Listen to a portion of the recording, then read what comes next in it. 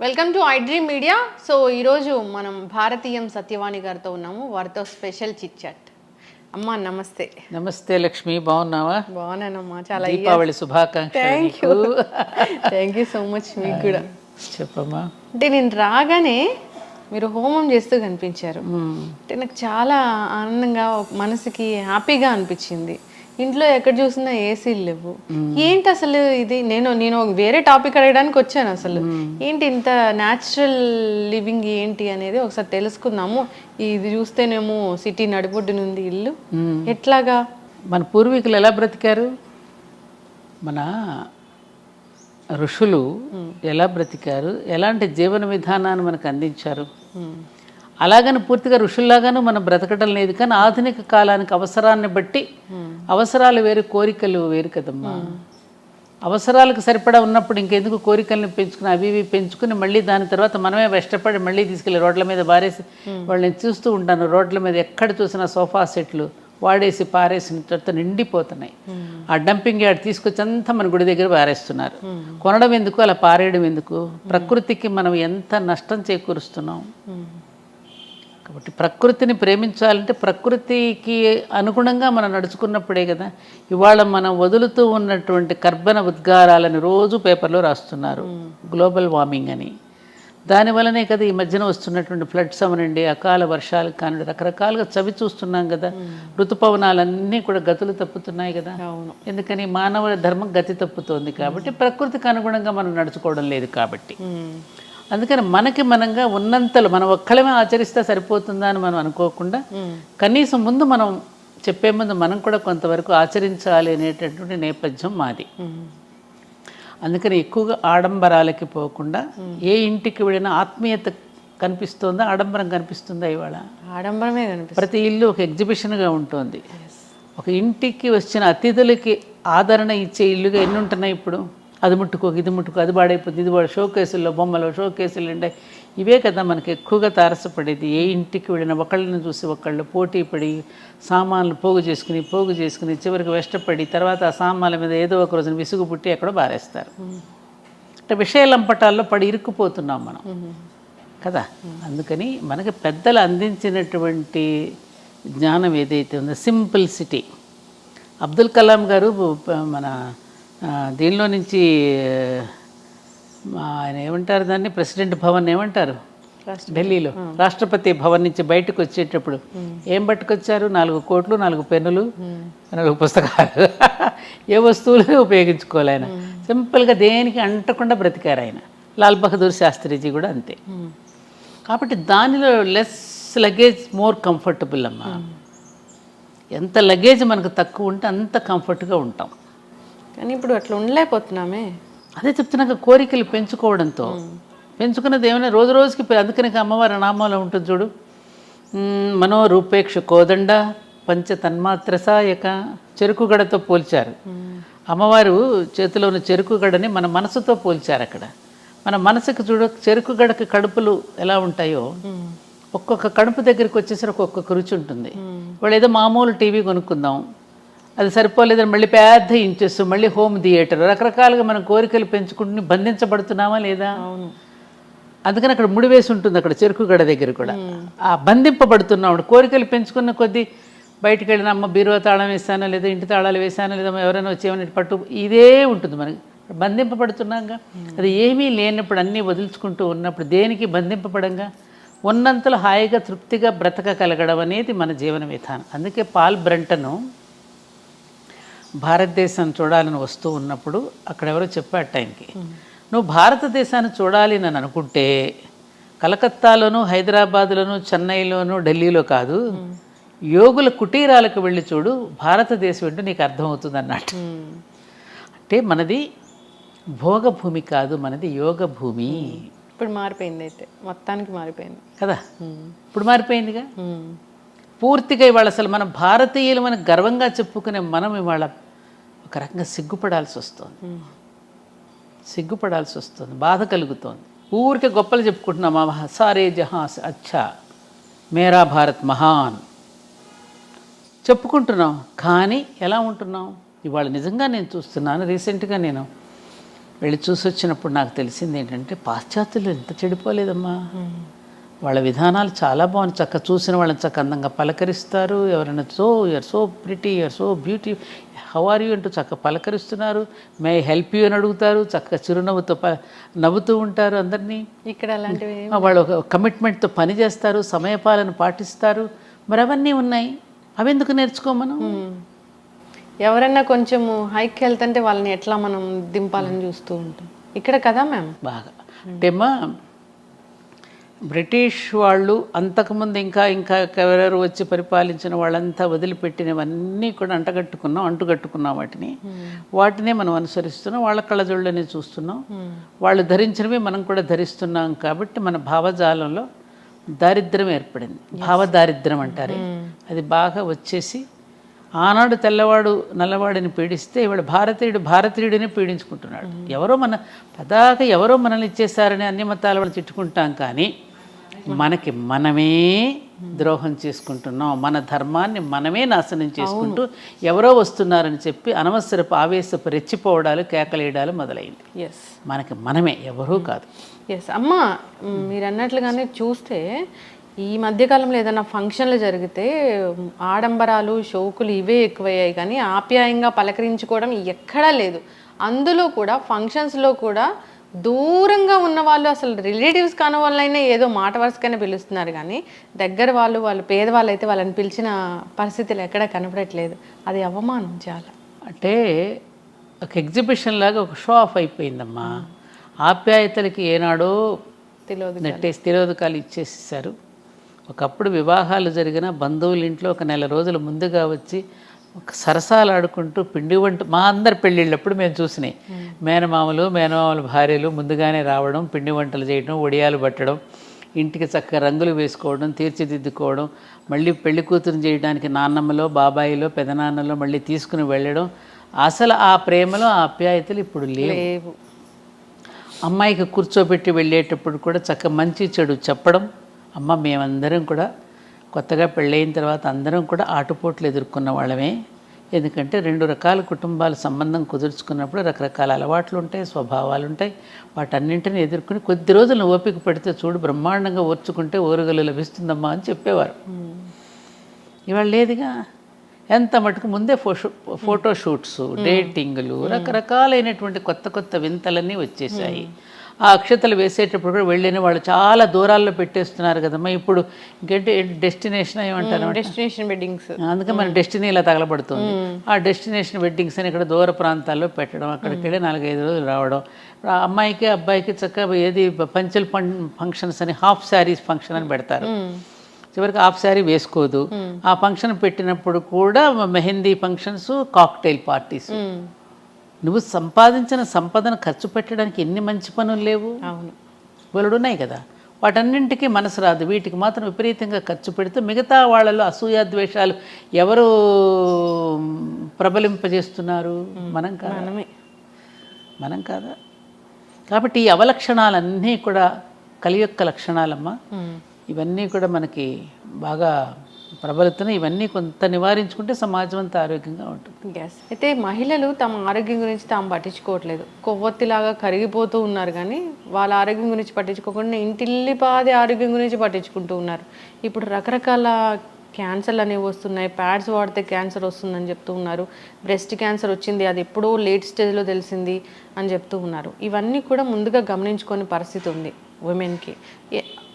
అంటే ఉమెన్ అంటే ఇలాగే ఉండాలా? తన గురించి తాను పట్టించుకోకుండా అందరి గురించి పట్టించుకుంటూ తాను ఇలా కరిగిపోవాలనేది మన శాస్త్రంలో. అమ్మా చాలా వింత ప్రశ్న, తమాషాగా ఉంది. మంచి ప్రశ్నే వేసావు. మొత్తానికి నీకు ఈ విషయం తెలియాలి కాబట్టి. అసలు విమెన్ అనేది తనను గురించి తాను పట్టించుకుంటే సమాజం నిలవదమ్మా. తనను గురించి తాను పట్టించుకోకపోవడమే ఆవిడ గొప్పతనం. విన్నావా? అందుకని ఆరోగ్యంగా జీవించగలుగుతుంది. తనను గురించి తాను పట్టించుకుంటూ ఇతరులను పట్టించుకోకపోవడం మానసిక ఆరోగ్యం చెడిపోతుంది. తాను ఎప్పుడూ కూడా ఉదయం లేచిన అందరికంటే ముందు ఎవరు లెగుస్తారు ఇంట్లో? మన అమ్మ. అంతేనా? అందరికంటే ఆఖరిగా పడుకునేది ఎవరు? అమ్మే. ఎవరినెవరిని చూసుకుంటోంది? బిడ్డల్ని, భర్తని, పెళ్లి కుటుంబాన్ని అలా పాలించుకోవడంలో వాళ్ళకి ఆనందం ఉంది. ఆవిడ అంటే పూల సంఖ్యలను ఆవిడే వేసుకుంది, ఎవరో వెయ్యలా. పూల సంఖ్యలవి తనకు తానే బంధించుకుంది, తనను తాను ప్రేమలో. అటువంటి హార్మోన్స్ స్త్రీకి భగవంతుడు సృష్టికర్తే పెట్టాడు. అలా ఉండాలి. ఆ ప్రేమించకుండా ఉండలేని తనాన్ని, చెయ్యకుండా ఉండలేని తనాన్ని, వండి పెట్టకుండా ఉండలేని తనాన్ని భగవంతుడు స్త్రీకి ప్రసాదించాడు. కాబట్టి ఆవిడ పూజనీయురాలు అయ్యింది, ఆరాధనీయురాలు అయ్యింది. అందుకని స్త్రీలకు పూజ చేశారు, కానీ ఎక్కడన్నా పురుషులకు పూజ చేశారా? సువాసిని పూజ, కన్యా పూజ మన దసరా నవరాత్రులలో పురుషుడికి ఎక్కడ చేయలేదు. ఎందుకని స్త్రీలకు పూజ చేశారు? అందుకని సగటు స్త్రీ ఎప్పుడూ కూడా తన గురించి తాను ఆలోచించుకోదు. ఇప్పుడు చూడు, మేమందరం మాకు అందరూ అలవాటు. ఇంట్లో ఎప్పుడైనా ఆఫీస్ మీదే క్యాంప్ మీద భర్త ఊరెళ్ళాడు అనుకో, తన కోసం తను ఎప్పుడైనా వండుకుంటుందా? ముందే ఆయన లేరు కదా, ఏదో పచ్చడో మజ్జిగో వేసుకుని తినేసి కాలక్షేపం చేసేస్తుంది. ఎవరి కోసం చేస్తుందా వంట? అది బిడ్డల కోసం, భర్త కోసం. అంతే. తనను గురించి తాను అందుకని ఆవిడకి జగన్మాతకి ఉన్న లక్షణాలన్నీ కూడా ప్రతి స్త్రీలోనూ ఉన్నాయమ్మా. స్త్రీ అంటేనే సకారం, రకారం, తకారం, సత్వగుణ, రజోగుణ, తమోగుణాలు 3 సరైన నిష్పత్తిలో ఉంటాయి.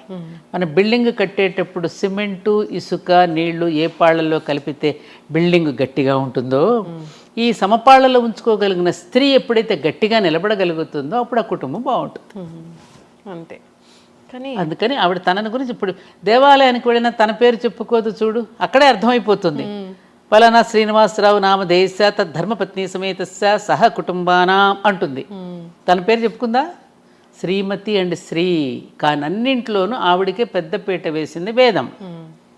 భార్యాభర్తలు, పార్వతీ పరమేశ్వర్లు, ఏమ్మా సీతారాములు అనేది మిస్సెస్ అండ్ మిస్టర్ అని. అక్కడ మిస్టర్ అండ్ మిస్సెస్ అంటారు ఆ దేశాల్లో, మనకి శ్రీమతి అండ్ శ్రీ అంటారు. శ్రీవారికి మతి తెచ్చేది ఆవిడే, మతి పోగొట్టేది ఆవిడే, రెండు ఆవిడే. 2 రకాలుగానే ఆవిడే ఉంటుంది. కాబట్టి నువ్వు అనుకున్నట్టుగా స్త్రీ తనను పట్టించుకుంటే కుదరదు. ఇప్పుడు తనను గురించి తాను పట్టించుకుంటున్నారు కాబట్టే బిడ్డలు అనాథలవుతున్నారు. కరెక్ట్. తన ఎంత మటుకు తన షోకులు, తన లైఫ్, తనలాంటి దీనిలోకి పడిపోతుంది కాబట్టి పిల్లలు అనాథలైపోయి పిల్లలు పిచ్చోడు అయిపోతున్నారుగా. తను కూడా ఒంటరిగా ఇదైపోయి ఆలోచిస్తోంది కదా, మానసికంగా ఒక డిప్రెషన్. అందుకని డిప్రెషన్ నువ్వు రాకుండా ఉండాలంటే స్త్రీ ఎప్పుడు తన పని చేస్తూనే ఉండాలి. ఎప్పుడైతే తను ఒంటరిగా ఉంటుందో, అందరితో కలివిడిగా లేకోకుండా, అప్పుడు ఆవిడ ఒక రకమైన మానసికమైనటువంటి వ్యాధికి గురైపోతుంది. ఎప్పుడు పనిలో ఉండాల్సిందే. పని ఎప్పుడూ కూడా మీరు అనుకున్నట్టు అనారోగ్యాన్ని ఇవ్వదమ్మా. పని చేస్తూ ఉన్న కొద్దీ ఆరోగ్యం ఉంటుంది. చాలామంది అనుకుంటారు శక్తి ఉంటేనే పని చేస్తాం అనుకుంటాం. కాదు, పని చేస్తూ ఉన్న కొద్దీ శక్తి పెరుగుతుంది, జనరేట్ అవుతూ ఉంటుంది. ఎందుకని నీకు ఎగ్జాంపుల్, ఇప్పుడు మన ఇంటికి కరెంట్ ఎంత తెచ్చుకుంటాం? ఇంటికి సరిపడానే తెచ్చుకుంటాం. ఫ్యాక్టరీకి సరిపడా ఎక్కువ కావాలి కరెంట్. అలాగే మనం బాగా పని చేస్తూ ఉన్న కొద్దీ, ఫ్యాక్టరీ అంత పని చేస్తూ ఉన్న కొద్దీ ఆ మహాప్రాణం నుండి మనకు ప్రాణశక్తి ఎప్పుడు ప్రసారం అవుతూ ఉంటుంది. ఈ సూక్ష్మం తెలిస్తే మనకి నిరంతరం పనిచేసి ఆరోగ్యంగా ఉంటాం. ఇందాక నువ్వు అన్నావు చూడు, తల్లి పిల్లలకి చాలా చిన్నప్పుడే బ్రెస్ట్ క్యాన్సర్స్ ఏమైనా వస్తున్నాయని. బ్రెస్ట్ క్యాన్సర్ రావడానికి అస్సలు కారణం ఏమిటంటే మెయిన్ బిడ్డలకి పాలు ఇవ్వకపోవడం వల్ల. నువ్వు ఎప్పుడైతే తల్లి పిల్లలకి 1 సంవత్సరం పాటు పాలు ఇస్తుందో వాళ్ళకి క్యాన్సర్ రాదు. ఈ మధ్య ఏ తల్లి కూడా బిడ్డలకి పాలు ఇవ్వడానికి ఇష్టపట్టలేదు, బిడ్డలను కనడానికి కూడా ఇష్టపట్టల్లా. అందం పోతుందని, శ్రమ అని, నొప్పులు భరించలేమని, ఓపిక లేదని, ఓర్పు లేదని, రకరకాల అద్దె గర్భాలు కూడా తీసుకుని పిల్లల్ని కనేటటువంటి ఒక దారుణమైనటువంటి పరిస్థితికి మనం వచ్చేసాం. అందుకని తనను ఆ పని చేయడం వల్ల ఆమె ఆరోగ్యం చెడిపోవటంలా, మనం అనుసరిస్తున్న విధానాల వల్ల ఆరోగ్యం చెడుతోందేమో తప్ప, ఆమె నిరంతరము పని చేస్తూ ఉన్న కొద్దీ ఆవిడ ఆరోగ్యవంతంగా ఉంటుంది. మానసికంగా కూడా ఆవిడ ఆనందపడుతుంది. ఆనందమే ఆరోగ్యం. అంటే మేమంతా అలా చేసుకున్న వాళ్ళమేగా. మా అమ్మలో మా అత్తగారులు వాళ్ళందరూ కూడా నిరంతరం బిడ్డల కోసం, భర్త కోసం పని చేసి వాళ్ళందరూ అలసిపోయి అలసటలోనే ఒకళ్ళు ఆనందాన్ని పొంది పనిలోనే విశ్రాంతిని పొందిన వాళ్ళు. ఇవాళ ఏది ఇప్పుడు చేస్తున్నటువంటి ఆధునిక యువతలు చేసే ఉద్యోగాలు కొంత స్ట్రెస్కి గురవుతున్నారు. మన ఇంట్లో మనం చేసుకుంటామమ్మా, చేసుకున్నంతసేపు చేసుకుని కాసేపు విశ్రాంతి కావాలంటే మనం విశ్రాంతి తీసుకుంటాం. అదే నువ్వు మరొకరి దగ్గర పని చేస్తున్నప్పుడు నీకు దొరకదు కదా అది. అప్పుడు నువ్వు స్ట్రెస్ ఫీల్ అవుతావు. మీరు చేసే పని కూడా ఎప్పుడు కూడా ఒకలాంటి ఒక రేడియేషన్ దగ్గర పనిచేస్తున్నారు. ఇప్పుడు ఎక్కువగా సాఫ్ట్వేర్ ఉద్యోగాలు అలాగే కెమెరాస్ ముందు చేసేటప్పుడు తప్పనిసరిగా ఆ రేడియేషన్ వల్ల మీకు ఒక ఇరిటేషన్ వస్తుంది. దానివల్ల చిరాకు వస్తుంది. ఆ చిరాకు వల్ల ఏమవుతుంది, కోపం వస్తుంది. కోపం వస్తే ఇంకొకళ్ళు ఏదో ఒక మాట అనేస్తాం. ఆ మాట వల్ల తగువులు ఆడుకుంటాం, గొడవలు జరుగుతాయి, సంఘర్షణలు. దానివల్ల ఆరోగ్యాలు అంటే ఏమిటి, మనకు మనం తెచ్చిపెట్టుకున్నటువంటి బాధల వల్ల ఎక్స్ట్రా వర్క్స్ వల్ల మనం బాధపడుతున్నాం తప్ప మన సహజంగా జీవించే విధానంలో మాత్రం ఎక్కడా కూడా ఒత్తిడి లేదు. కానీ ఇలా అవసరం కదా, ఏం అవసరం, జాబులు చేయాల్సిన పరిస్థితి అవసరం కదా. ఎలా అవసరం అంటావు, ఎలా? ఈ ఈ కల్చర్ మారిపోయింది. ఖచ్చితంగా అందరితో పాటు మనం వెళ్ళాలి. సో మంచి వెళ్ళకపోతే ఏమవుతుంది, అందరితో పాటు వెళ్ళకపోతే వెక్కిరిస్తారా, మనం ఆర్థికంగా స్థిరంగా ఉండలేము, ఆర్థికంగా దృఢంగా ఉండలేము. ఇందాక నేను చెప్పాను చూడము, ఆర్థికంగా స్థిరంగా అంటే ఒకప్పుడు పురుషుడు సంపాదించి బయట పని చేసుకుని వస్తే స్త్రీ ఇంట్లో కష్టపడేది. ఆయన వచ్చేసరికి ఇంట్లో కష్టపడేది. ఈ రెండు ఆయన బయట కష్టపడితే ఇప్పుడు ఇంట్లో కష్టపడిన కుటుంబాలన్నీ ప్రశాంతంగా వెళ్ళిపోయాయి. ఇప్పుడు ఎప్పుడైతే ఇద్దరం కష్టపడదాం బయటకు వెళ్ళిపోయానని అనుకున్నప్పుడు ఏమవుతుంది, పిల్లలు నలిగిపోతున్నారు. అవునా కదా, అవునా కదా. మరి పిల్లల్ని స్కూల్కి పంపాలి. మరి ఇంటా బయట కూడా నెగ్గుకు రాగలిగిన సామర్థ్యం ఎంతమందికి ఉంటుంది?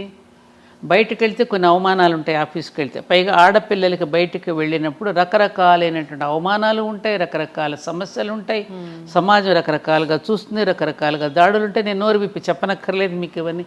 వీటన్నింటి ఒత్తిడుల వల్ల ఇంటికి వచ్చి కాన్సన్ట్రేట్ చేసి ఇంట్లోనూ పని చేయలేదు, బయటకు వెళ్తేనేమో ఇంట్లో పిల్లలు ఏం చేస్తున్నారు, పాపం తిన్నారు, ఇవన్నీ ఆలోచనలు ఉంటాయి. అప్పుడు మానసికంగా ఒత్తిడికి గురవుతుంది. ఎందుకంత ఒత్తిడికి గురవ్వాలి? ఉన్నంతలోనే తృప్తిగా బ్రతుకుదామండి అనేటువంటి రోజులు పోయాయి. ఇప్పుడు మనం ఉన్నంతలోనే తృప్తిగా బ్రతుకుదామండి. తలంబరాలు పోసుకునేటప్పుడు అదేగా ఒప్పందం చేసుకున్నాం మనం. మీరు తెచ్చిన సంపాదనలో వివేకంతో ఖర్చు పెట్టుకుని ఇద్దరం హాయిగా బ్రతుకుదామని వెంటనే తలంబరాలు పోసుకుని ఒప్పందం కుదుర్చుకున్నారు పెళ్ళినాడు. మళ్ళీ ఇద్దరం సంపాదించాలని ఇద్దరు ఎందుకు బయటకు వెళ్ళాలి? ఇవాళ చూడు, ఇద్దరు సంపాదించాలనుకుని ఇప్పుడు ఐటీలో చేస్తున్నారమ్మా. నేను చూస్తున్నాను చాలా కుటుంబాలు కేసులు వస్తున్నాయి, చాలామంది దగ్గర కేసులు వస్తున్నాయి. ఇద్దరు తగులాడుకోవడమే, నాది సంపాదన నీది సంపాదన. ఆ ఈవీఎంలు కట్టుకోలేక వాళ్ళతో పోటీపడి కారులు కొని మళ్ళీ బంగళాలు కొనుక్కుని రకరకాలుగా ఈవీఎంలు కట్టుకోలేక మళ్ళీ చిరాకు పడి గొడవ పడి రకరకాలుగా డైవర్స్ దాకా వెళ్ళిపోతుంది చివరికి. ఇవన్నీ వాస్తవాలా కాదా? వాస్తవం.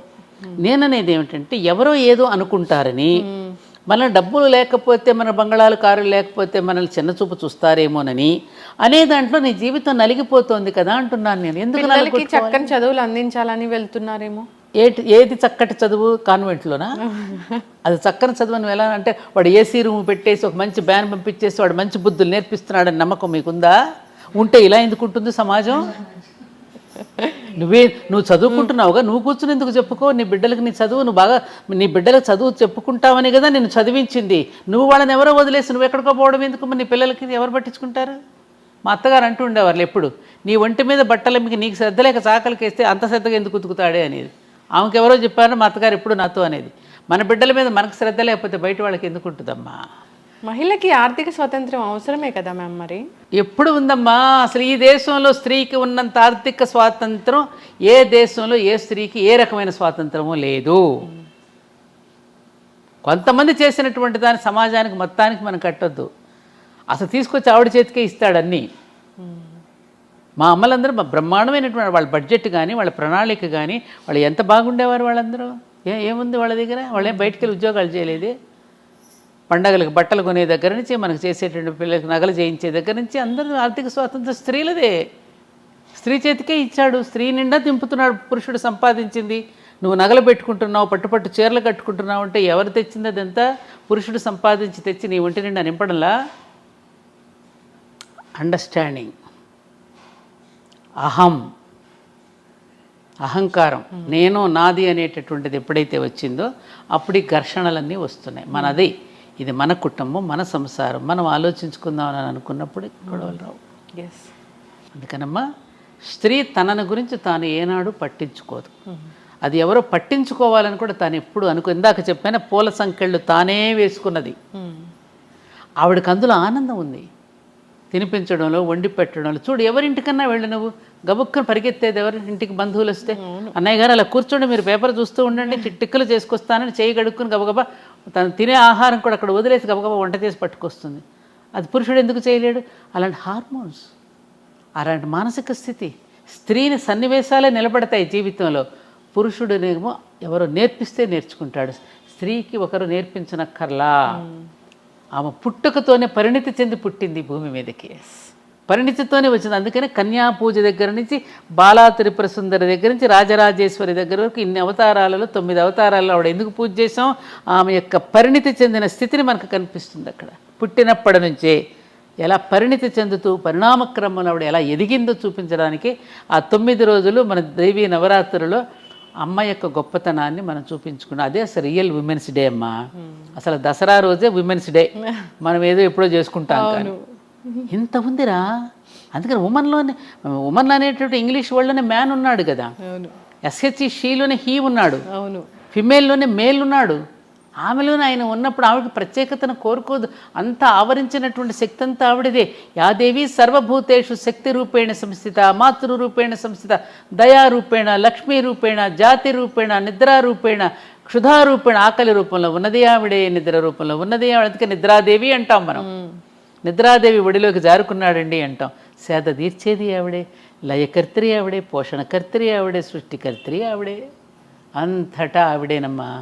తన యొక్క శక్తిని తాను తెలుసుకోలేక పాపం బాధపడుతోంది. ఆమె యొక్క శక్తిని నువ్వు జాగృతం చేస్తే, ఆవిడేమిటో ఆవిడికి తెలియచేస్తే, అలా తెలియచేయబడే వీళ్ళందరూ కూడా ఆయుధాలు ఇచ్చారు. అందుకని ప్రతి పురుషుడు కూడా ఆమె యొక్క శక్తిని గుర్తించి తగినటువంటి ప్రోత్సాహాన్ని ఇస్తే ఆవిడ చేయలేనిదేది లేదు. అందుకనే దేవతలందరూ కూడా తల ఒక శక్తిని ఇచ్చారంటే ఏమిటి? తల ఒక రకంగా ఆమెకు సహకారం అందించారు. అలాగే కుటుంబంలో భర్త కానీ, మామగారు కానీ, మరుదులు కానీ, బావగారులు కానీ, తన పిల్లలు కానీ తలొక రకంగా అమ్మకు కనుక సహకరిస్తే ఆవిడ చేయలేనిదంటూ లేదు. మన ఇంట్లో పెళ్ళిళ్ళు జరుగుతున్నప్పుడు మనం చూస్తున్నాం, అప్పటికప్పుడే మేళా మోగుతూ ఉంటుంది. అమ్మ నా పంచె ఎక్కడ పెట్టామంటాడు ఒకడు వచ్చి, అమ్మ నా లంగా ఎక్కడ పెట్టామని కూతురు అడుగుతుంది. భర్త వచ్చి ఏమి నా ప్యాంట్ ఎక్కడ పెట్టామంటాడు. హడావుడు ఉండండ్రా, నాకు ఏమన్నా 10 చేతులు ఉన్నాయట్రా అంటుంది. ఉన్నాయి కాబట్టి నేను అడుగుతున్నావు అమ్మా అంటారు వాళ్ళు. అన్ని రకాలుగా అందించేస్తుంది అందరికీ కూడా. మరి ఎవరిది, ఎక్కడి నుంచి వచ్చింది శక్తి? ఆ జగన్మాతే ఆవిడ. అందుకని నేనేమంటానంటే ఇప్పుడున్నటువంటి ఆధునిక యువతులకి వాళ్ళల్లో ఉన్నటువంటి ఆ శక్తిని ఒక్కసారి జాగృతం చేస్తే వాళ్ళు వండర్స్ చేస్తారు. వాళ్ళ సునీత విలియమ్స్ గురించి వింటున్నాం. అలాంటి సునీత విలియమ్స్ లాంటి పిల్లల్ని ఎంతోమంది వాళ్ళు ఎన్నో రకాలుగా పైలట్స్ అవుతున్నారు, అన్ని రంగాల్లో రాణిస్తున్నారు. అంటే ఆవిడ చేయలేనిదంటూ ఏమీ లేదు. కాకపోతే మన భారత స్త్రీకి ఉన్న గొప్పతనం ఏమిటంటే ఎప్పుడు పురుషుడికి క్రెడిట్ ఇవ్వాలని కోరుకుంటుంది. అది ఆవిడ గొప్పతనం. తాను నేపథ్యమును ఉంటుంది, పురుషుడిని ముందు నిలబడుతుంది, పురుషుడిని సమర్థుడిని చేస్తుంది, తాను వెనక ఉంటుంది. అది మన స్త్రీ యొక్క గొప్పతనం. ఎస్, అంత క్రెడిట్ ఇచ్చినా కానీ అక్కడక్కడ మనం చూస్తూ ఉన్నాము స్త్రీకి అవమానం జరుగుతుంది. సో మంచిగా ఉన్న రోజులు ఉంటూ ఉన్నారు, భార్యాభర్తలు చెప్పకపోవడం. అలా స్త్రీని ఎవరైనా పురుషుడు అవమానపరుస్తున్నాడు అంటే అక్కడ పెంచిన తల్లిది తప్పు. అవమానపరుస్తున్నాడంటే పెంపకంలో ఏదో తప్పు ఉంది. ఏ స్త్రీ అయితే పెంచుతోందో స్త్రీయే కదా, స్త్రీని అవమానపరచకూడదుగా. అవును. కాబట్టి అక్కడ మారవలసింది కూడా మళ్ళీ స్త్రీలే.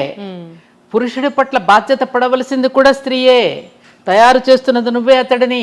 కాబట్టి అతడు ఏదైనా తప్పు చేస్తున్నాడు అంటే అది ఎక్కడో మనలోనే తప్పు ఉన్నది. You have to agree. నువ్వే కదా నేర్పిస్తున్నావు పుట్టినప్పటి నుంచి వాడికి. అంటే భర్త భార్యకు విడాకులు ఇస్తే తల్లిదే తప్పు అమ్మా చెప్పాలి వాడికి. అంటే వాడిని పరివర్తన తీసుకొచ్చి మార్చాల్సింది తల్లే కదా. తల్లి తండ్రి విలువలతో పెంచాలి కదా. ఒరే తప్పురా, నువ్వు మంత్రపూర్వకంగా స్వీకరించావు ఆనాడు, తప్పు ఇలా చేయి అని చెప్పి అతనిలో పరివర్తన తెచ్చుకోవడానికి ప్రయత్నం చేయాలి తప్ప ఠకీమని చిన్న చిన్న కారణాలకి ఆ విధంగా విడిపోయి ఇవాళ వివాహాలు చేసుకోవడానికి భయపడే పరిస్థితి వచ్చింది. వివాహాలు చేసుకోమంటున్నారు. లివింగ్ టుగెదర్ అనేటువంటి ఒక దరిద్రపు కల్చర్ వచ్చేసింది. ఒకటని కాదు, 60 ఏళ్ల తర్వాత భార్యను వదిలేసి 30 ఏళ్ల యువతితో ఉంటున్న వాళ్ళని చాలా మంది నేను చూసాము. అంటే ఆ యువతలు ఎలా వస్తున్నారు అనేది కూడా అర్థం కాని పరిస్థితి. వస్తలేదు. అదే మారిపోయింది. అంటే సమాజంలో వ్యక్తుల యొక్క మనసులో రకరకాలుగా వచ్చినవి. కాలం అదే, కాలంలో మార్పు రాలి. అందరూ కాలాన్ని నిందిస్తున్నారు. కాలం అదే సూర్యుడు, అదే చంద్రుడు, అదే గాలి, అయ్యే పంచభూతాలు. మారింది నువ్వు. అనవసరపు కోరికలు పెంచుకుని ఒకరితో ఒకటి కంపేర్ చేసుకుని, కంపారిజన్ బాగా ఎక్కువైపోయింది. ఆ కంపారిజన్తో రకరకాలుగా వేషభాషల్లో వేసుకుంటున్నటువంటి మార్పులు మనసులో రావటల్లా. అందుకే మన భర్తృహరి లాంటి వాళ్ళు ఎటువంటి పద్యం, వాగ్భూషణం భూషణం అన్నారు. ఏవి నీకు ఆభరణాలు? మంచి గుణాలే ఆభరణాలు. ఒక మంచి మాట కానీ, ఒక చక్కగా మాట్లాడటం కానీ, పెద్దలను గౌరవించడం కానీ, చెప్పిన మాటకి వినయంగా వినడం కానీ. ఎందుకని కరువు అవుతుంది? స్కూల్ ఎడ్యుకేషన్లో చెప్పరు. మోజు పెంచుకున్నాం, మనం పరాయి భాష మీద మోజు పెంచుకున్నాం, పరాయి దేశాల మీద మోజు పెంచుకున్నాం. మనదైనటువంటి కల్చర్, మన ఋషుల యొక్క సంతానం. మనం వేరే దేశాలకి మన దేశానికి తేడా ఉంది. ఋషులు మనకి ఏదైతే చెప్పారో వాటిని మనం ఆచరించటం అనేది మన పూర్వీకుల నుంచి మనకు వచ్చింది. అదే మనం ఆచరిస్తూ వచ్చినంతకాలం జీవితాలు చాలా బాగున్నాయి. అది వద్దనుకున్నాం కదా. ఋషులు ఎవరు? వాళ్ళకే తెలియదు. రామాయణం తెలియదు, భారతం తెలియదు, భాగవతం తెలియదు, ఉపనిషత్తులు అంటే ఏమిటో తెలియవు, శతక పద్యాలంటే ఏమిటో తెలియవు, నీతి వాక్యాలంటే ఏమిటో తెలియవు. మరి ఏం చేస్తారు? నీతి వాక్యాలు తెలియనప్పుడు బూతులే మాట్లాడతారు. అవును. కనీసం నేను పిల్లల్ని క్వశ్చన్ చేస్తున్నాను, ఏం చదువుతున్నావు నాన్న? 6th అంటాడు. కనీసం వాక్యం కూడా పూర్తి చేయడు. 6th 7th అంతే. 6th క్లాస్ చదువుతున్నాను నాన్నమ్మ అని కూడా అన్నాడు. పూర్తిగా ఆ మాటకు కూడా వాడికి బద్ధకమే. ఇవి ఉన్నాయి కదా చేతిలో. పిల్లలు నేర్పారు. తప్పురా, పెద్దవాళ్ళతో అలా మాట్లాడకూడదు, నిండుగా చక్కగా నమస్కారం చేసుకుని చక్కగా చెప్పాలని ఎవరు చెప్తున్నారు? పెద్దవాళ్ళు. ఇలా పోతే ముందు ముందు అసలు ఏం జరుగుతుందో. తిరగబడుతుంది, మళ్ళీ వచ్చేస్తుంది. అలా అని కంగారు పడకు నువ్వు. తప్పకుండా మార్పు వస్తుంది. ఎవరికి వాడికి పైదాకా పోతాడమ్మ, పీక్కి ఏమీ లేదు ఇక్కడ అనుకుంటాడు, మళ్ళీ వెనక్కి కొడతాడు. అంటే మళ్ళీ బ్యాక్ టు పెవిలియన్ అనమాట. మళ్ళీ పాత రోజులకి వెళ్ళిపోవాలని. కోవిడ్ వచ్చినట్లుగా. ఇప్పుడు అమెరికాలో వెళ్ళారు, అక్కడంతా బాగా ఇదిగా ఉంది. ఇప్పుడు అక్కడి నుంచి మళ్ళీ స్వదేశానికి పోదాం అంటారు. స్వదేశానికి ఇట్లా పట్టణాల్లో ఉన్న వాళ్ళందరూ ఇరుకుని పడి ఇక్కడ ఏం బాగాలేదండి, మన పల్లెటూరికి మనం పోదాం అనుకుంటారు. ఆ రోజులు వస్తాయి. నేను చెప్తున్నాను కదా, మళ్ళీ పల్లెలకు వెళ్ళిపోయే రోజులు వస్తాయి. పట్టణాల నుంచి, విదేశాల నుంచి మళ్ళీ స్వదేశానికి వచ్చే రోజులు వస్తాయి. సైకిల్ అమ్మ ఇదంతా ఒకలాంటి సృష్టి యొక్క పరిణామంలో ఇక జరగదేమో అనిపిస్తుంది, కానీ జరుగుతుంది. ఈ జరిగే దీంట్లో వచ్చేటటువంటి సన్నివేశాలను మనం సరిగ్గా అర్థం చేసుకుని మన జీవితాలను మళ్ళీ కొంచెం ప్రయత్నించేద్దాం. అనేక రకాల ప్రయత్నాలు చేస్తున్నారుగా పెద్దవాళ్ళు. తప్పకుండా వస్తుంది. మనం నిరాశపడకుండా వెళ్ళాలి. ఇన్నేళ్ళ జర్నీ మీది. అసలు మార్నింగ్ నుంచి ఈవినింగ్ వరకు అసలు మీ లైఫ్ స్టైల్ ఎలా ఉంటుంది? ఏం తింటారు? ఎన్ని గంటలు నిద్రపోతారు మీరు? నాకు ఈ మధ్యన కొంచెం కరోనా వచ్చిన తర్వాత కాస్త హెల్త్లో చిన్న చిన్న మార్పులు వచ్చాయి. సడన్గా బీపీ డౌన్ అవ్వటం, పెరగడం. మెడిసిన్స్ ఏం పెద్దగా వేసుకొని మార్నింగ్ ఒక థైరాయిడ్కి ఒక 25 టాబ్లెట్ మాత్రం వేసుకుంటాను, 20 mg. ఇంకా వేరే మాత్రలు ఏమీ లేవు. ఎక్కువ సమయం నేను కొంచెం ధర్మపురి క్షేత్రంలో అప్పుడప్పుడు అక్కడికి వెళ్ళి కార్యక్రమాలు నిర్వహించుకోవడం. ఎక్కడైనా విద్యార్థులు స్కూల్స్కి కాలేజెస్కి పిలిస్తే ఎక్కువగా అప్పుడు నా ప్రయాణం అంతా విద్యార్థుల మధ్యనే కదా, అలా వెళ్తూ ఉండేదాన్నమ్మ. ఎప్పుడన్నా కాసేపు కూర్చుని మాట్లాడటం, ఏదైనా మంచి మాటలు వినడం, చదువుకోవటం, ఇట్లాగే నా కాలక్షేపం. ఆహారపు అలవాట్లు చాలా సింపుల్. మార్నింగ్ ప్రొద్దున్నే లేవగానే కొంచెం పూజ, చిన్న హోమం చేసుకుంటాను. తర్వాత కొంచెం ఇడ్లీయో ఉపమాసం, చిన్న అల్పాహారం తీసుకుంటాను. మళ్ళీ మధ్యాహ్నం భోజనం, మళ్ళీ సాయంకాలం అల్పాహారం. ఒక్కొక్కసారి ఉదయం తినకపోతే సాయంత్రం మళ్ళీ అల్పాహారం. నాకు భోజన వేళల్లో కరెక్ట్ వేళలంటూ ఉండవు. అది కొంచెం ఆ డిసిప్లిన్ లేదు. ఎప్పుడెక్కడ వెళ్ళొస్తుంటాను కదమ్మా, టైం కానీ టైం. బయట ఎక్కడ తినను. ఎంత లేట్ అయినా ఇంటికి వచ్చే భోజనం చేస్తా. ఫంక్షన్స్కి వెళ్ళినా పెద్దగా భోజనం చేయను ఎక్కడ. ఇంటికే వచ్చి పెరుగన్నమో, ఆవకాయ పచ్చడి అంటే బాగా ఇష్టం. ఆవకాయ పచ్చడి, పెరుగన్నం ఇష్టపడతా. అంతే. ఎప్పుడైనా మీకు కోపం వచ్చిందా? ఎందుకు రాదు? కోపం వేరు, క్రోధం వేరురా. కోపం అనేది షార్ట్ డిసీజు, క్రోధం అనేది లాంగ్ డిసీజు.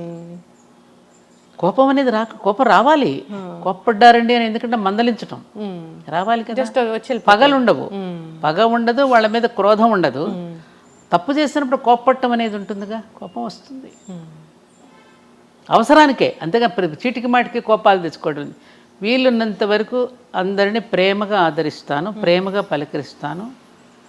ఈ కుటుంబం అంతా నాదే అనే ఫీలింగ్ నాకు ఉంటుంది, జగమంతా కుటుంబం నాదే అనేటటువంటి ఫీలింగ్తో మా అమ్మగారికి ఉండేది, నాకు కూడా అదే వచ్చింది.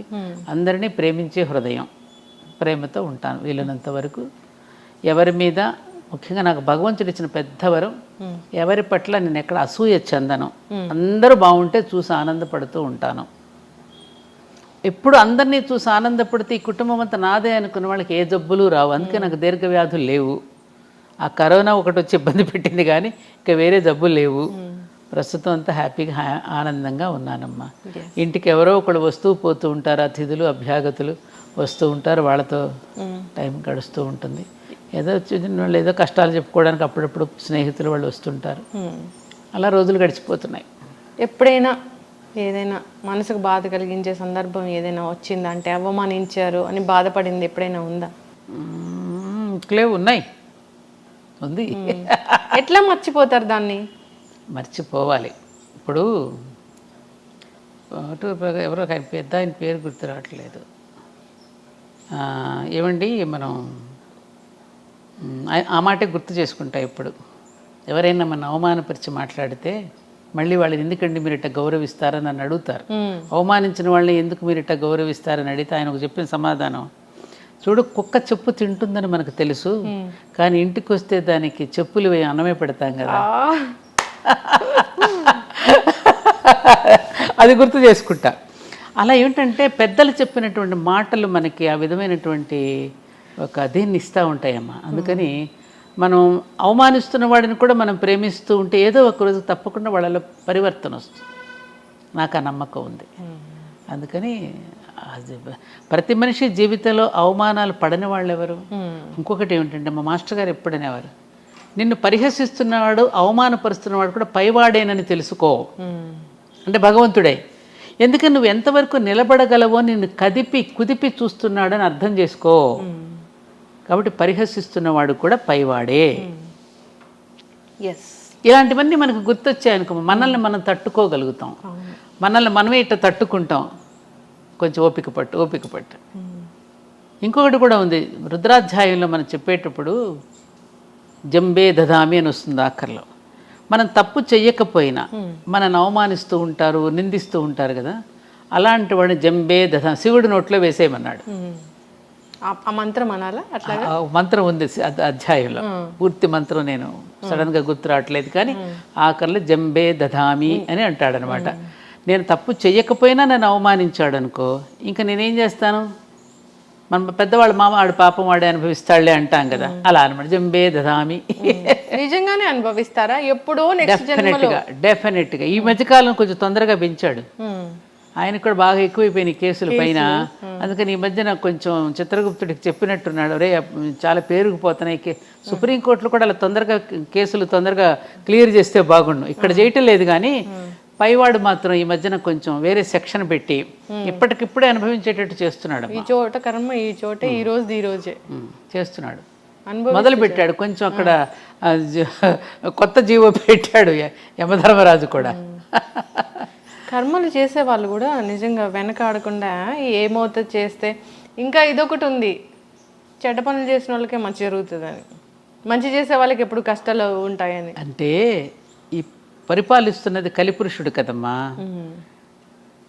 ఇప్పుడు కలిపురుషుడు చెడ్డవాళ్ళకి బాగా దోహదం చేస్తాడు, చెడు పనులు చేయటానికి మరింతగా దోహదపడతాడు కలి. ఇప్పుడు కలిపురుషుడు పరిపాలనలో ఉన్నాం మనం, ఇది కలియుగం కదా. మంచి వాళ్ళందరికీ ఒకటేం చెప్పాడు, భగవన్ నామస్మరణ. మంచి వాళ్ళ జోలికి రాలేడు కలిపురుషుడు. అట్లాగే నిబద్ధతతోనూ అలాగే నియమనిష్టలతో ఉన్నవాడిని కలి దరికి కూడా చేరలేడు.